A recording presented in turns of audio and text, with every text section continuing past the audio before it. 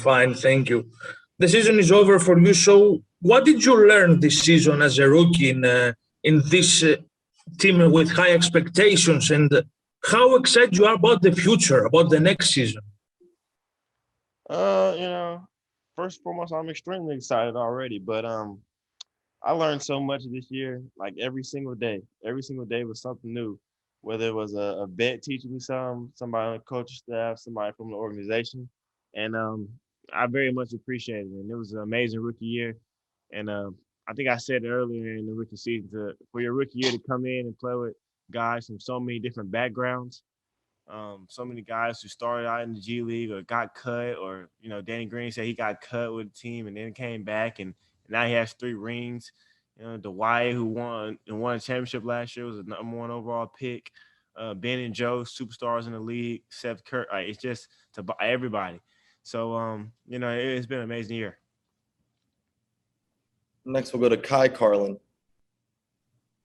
Hey, what's going on, Tyrese? So that like last time was your first game 7. Tough loss, obviously, but what did you kind of learn from that experience last night? You gotta play free. You gotta play free. Don't think about what's at stake. I mean, you have to think about what's at stake, but you got to go out there and play a game. You got to play free and play together. There's only one way to win, and that's together. And that's what we kind of talked about in the locker room. And it was a great experience. And then I noticed you got an Allen Iverson shirt on. Has Iverson talked to you at all this year? Like, has he kind of pulled you aside or given you any advice, or no? No, I haven't talked to him. I saw him when he rang the bell. That's about it.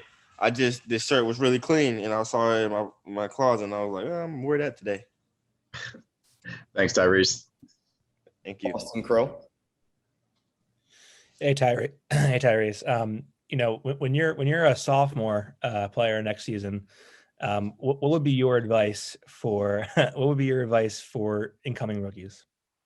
That is just crazy to even think about. I'm not even gonna lie, but my advice would be just keep your head low and listen, soak up everything like a sponge. I'm continuing to do that next year, but as a rookie coming into this league, it's extremely different than college, high school, any other basketball that you've ever experienced.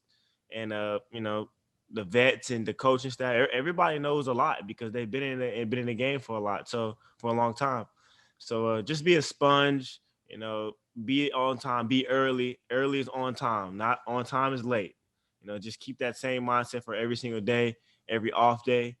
Be in the gym, keep your head low, and grind. And try to give it the coach a reason to get on the floor, or do whatever it takes to help the team. And that's pretty much the only advice I'm gonna give them. Keep giving myself that same advice. Thank you, Chris Franklin. Hey, Tyrese, you're heading into your first off season as an NBA player. Are there any aspects of your game that you feel like you want to develop during that time, those months off, so that you can improve on for next season? Oh yeah, for sure. It's a lot of aspects. I'm gonna break down some film myself with my father, trainers, different things like that, coaching staff, and I'm trying to get 1% better every single day at all aspects for sure. Look at some defensive situations or how to take away tendencies from guys. Just looking at playmaking, creating plays for others, creating plays for myself. Just working on everything, shooting, passing, the whole 9.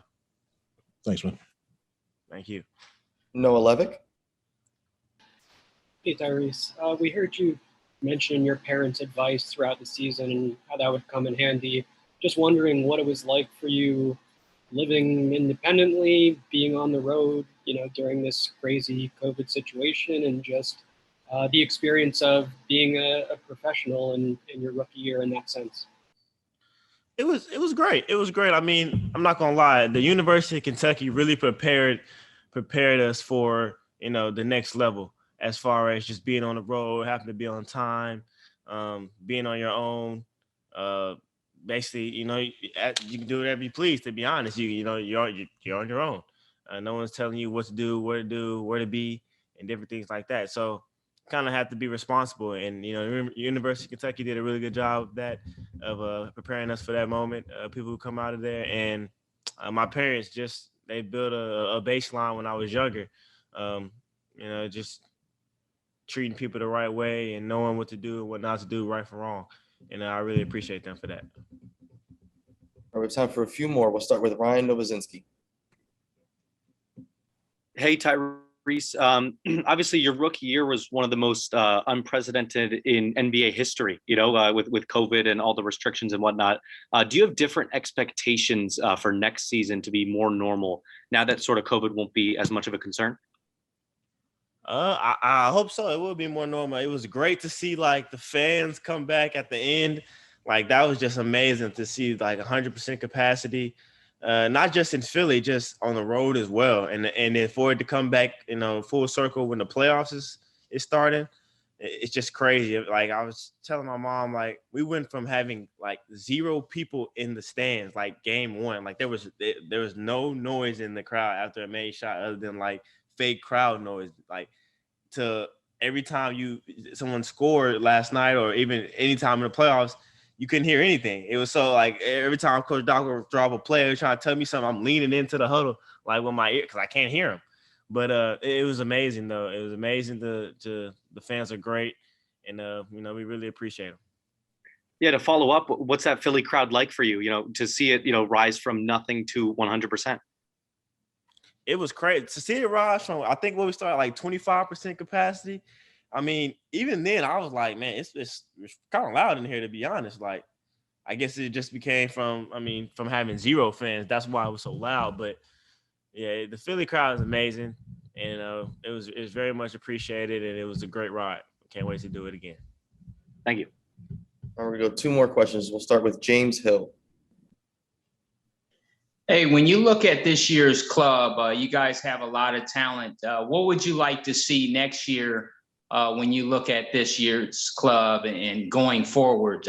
What do you think will get you guys over the hump? Coach Doc was saying earlier today, he was just saying like discipline and togetherness is one thing that we'll really look at.